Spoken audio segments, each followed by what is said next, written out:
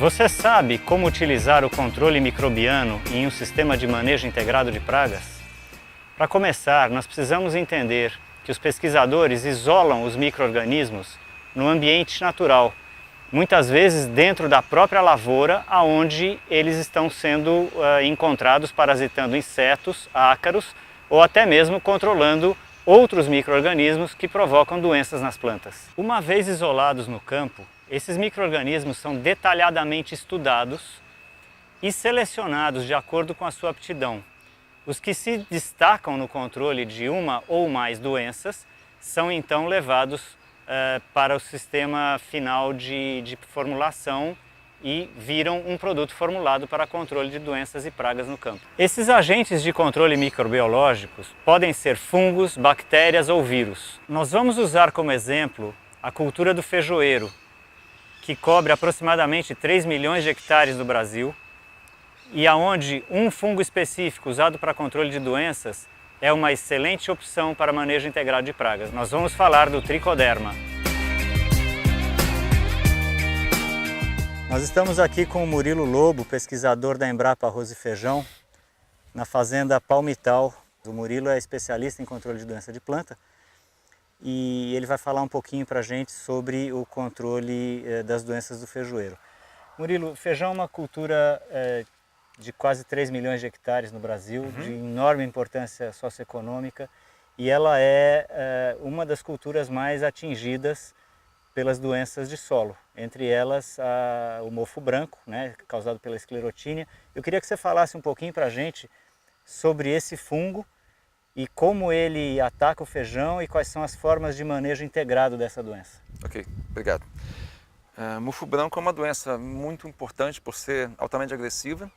Ela ocorre também em uma série de outras culturas que são de interesse econômico nosso, como a soja, o amendoim, o girassol, algodão. Tudo que a gente pensar que tem folha larga também é atacado, né, pelo esse fungo causador do mofo branco. E uma das primeiras observações que a gente faz é a própria dificuldade de se fazer rotação de culturas, né? Porque quais são as opções que sobram para a gente para fazer uma desinfestação do solo, para segurar melhor a doença? Somente as gramíneas não são hospedeiras, né, desse patógeno.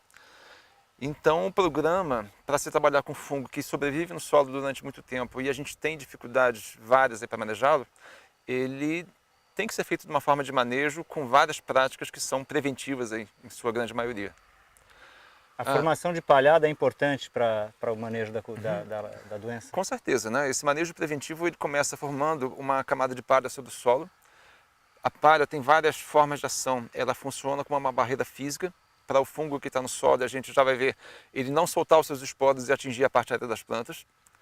Quando você desseca a palha, você tem também a própria decomposição dessa matéria orgânica, e isso ativa muitos dos fungos e bactérias que são inimigos naturais dos patógenos que também habitam o solo, e pode inclusive melhorar a própria estrutura física do solo, porque a infiltração da água vai melhorar, a própria raiz da cultura vai crescer melhor nos biocanais que sobram quando a raiz da planta de cobertura ela foi dessecada.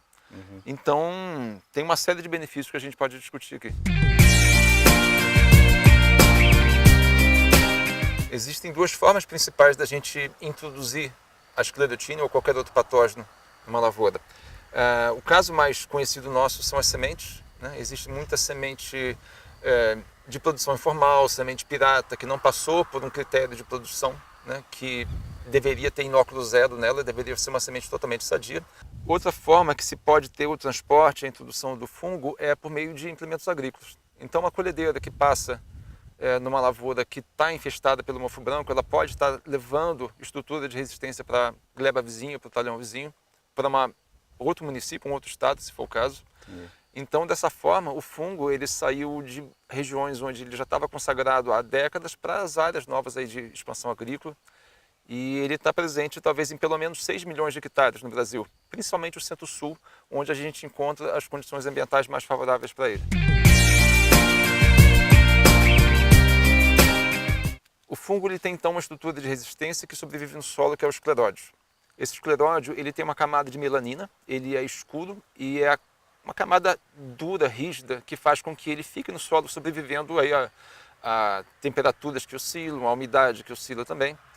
mas o controle biológico ele pode ser feito por umas dezenas aí de fungos e bactérias que habitam nossos solos, porque eles têm capacidade de perfurar, de parasitar essa estrutura de resistência que é o escleródio, ou mesmo de enfraquecendo ele por meio de enzimas ou de outros produtos, substâncias tóxicas ou substâncias químicas que são produzidas pelos agentes de controle biológico. Para dar um exemplo de um fungo controlador, a gente pode falar do tricoderma, que é um dos fungos mais usados para esse tipo de controle. Como é que você posiciona esse fungo para fazer o controle do mofo branco em feijoeiro? O controle biológico como um todo, não só como o tricoderma, ele deve ser uma prática preventiva. Ele tem que atuar antes do escleródio germinar, e a gente já vai ver a forma dele germinado aqui para mostrar que seria um momento tarde já de fazer essa entrada com o biocontrole. Então ele deve ser feito, no caso de uma cultura como o feijão, a soja, em torno de 15, 20 dias antes do florescimento da cultura, porque você está aplicando o quê? Uma carga de esporos elevadíssima, mas é uma estrutura, o esporo do tricoderma, que está dormente, precisa chegar no seu alvo, precisa germinar, precisa colonizar o escleródio e parasitar para fazer então uma desinfestação parcial do solo. Recapitulando, supondo que você está usando uma formulação de tricoderma como suspensão concentrada em óleo, o pulverizador está quebrando a cauda do produto em milhares de gotas. Os esporos estão dentro de gotas de óleo, que por sua vez estão no interior das gotas de água. Essas gotas da cauda passam por entre as folhas da cultura plantada e chegam ao solo, liberando os esporos de tricoderma no ambiente. A partir daí, em 12 horas os esporos terão germinado e, seguindo marcadores químicos, as hifas do fungo crescem em direção ao escleródio e iniciam a parasitação. As hifas então lançam estruturas que perfuram o escleródio e acabam por desintegrá-lo. A cor verde que surge indica a produção de novos esporos pelo tricoderma. A doença está controlada e o ciclo se reinicia. Aqui a gente tem várias estruturas que estão germinadas, né? Esse aqui é o apotécio. O apotécio é o produto então da germinação do escleródio e na superfície de cada um deles são produzidos aí, em média uns 2 milhões de esporos, sendo que ele fica ativo mais ou menos durante uns 10, 12 dias. Então você pega uma cultura como o feijoeiro comum, que tem um período de floração mais longo, né?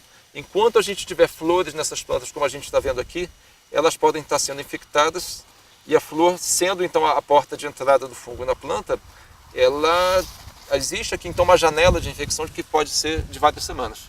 Mas o tricoderma não é apenas um fungo controlador de doenças de solo. Ele também pode liberar enzimas como a fosfatase, capaz de mobilizar o fósforo retido nas cargas positivas do solo, liberando-o para uso pelas plantas. Além disso, ele entra num processo de simbiose com as raízes que tem forte ação de estimulação de crescimento. Enfim, é um fungo multiuso, ferramenta fundamental em um sistema de manejo integrado de doenças. Mas nós ainda temos os micro-organismos que são capazes de controlar os insetos e ácaros que atacam as plantas cultivadas. O mais famoso desses micro-organismos, chamados de entomopatogênicos, é uma bactéria, o Bacillus thuringiensis. Essas bactérias produzem proteínas que são tóxicas para determinadas espécies de lagartas, destruindo o seu trato digestivo e causando a sua morte. Ela é tão eficiente que alguns de seus genes foram isolados e introduzidos em plantas transgênicas resistentes a lagartas.